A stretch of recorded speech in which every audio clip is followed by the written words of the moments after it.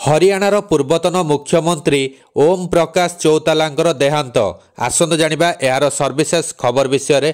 हरियाणार पूर्वतन मुख्यमंत्री तथा भारतीय जातीय लोकदल INLD रो नेता ओम प्रकाश चौतालांकर देहांत होईची।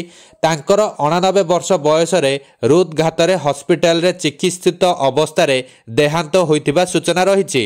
ओम प्रकाश चौताला 1935 मसीहा जनवरी 1 तारिख रे सिरसा स्थित चौताला ग्राम रे जन्म होइतिले। तांकर निधन रे हरियाणा राजनीति को एक बड़ झटका लागिथिला।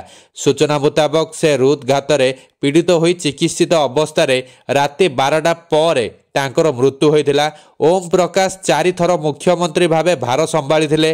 तेबे ओम प्रकाश चौताला हेउछंती पूर्वतन मुख्यमंत्री तथा उप मुख्यमंत्री चौधरी लाल को पुओ। चौताला हरियाणार सप्तम मुख्यमंत्री थिले। 1989 रे जनता दल, 1990 जनता दल, 1991 रे समाजवादी जनता पार्टी, 1999 रे इनोले सरकार रे मुख्यमंत्री भावे दायित्व नैथिले। हरियाणार विकास रे ओम प्रकाश चौताला एक गुरुत्वपूर्ण भूमिका ग्रहण करथिले। से ग्रामांचल और कृषक मानकर जड़े बड़ समर्थक थिले। से हरियाणार सबुठारु सक्रिय नेता भावे जनाशुना थिले।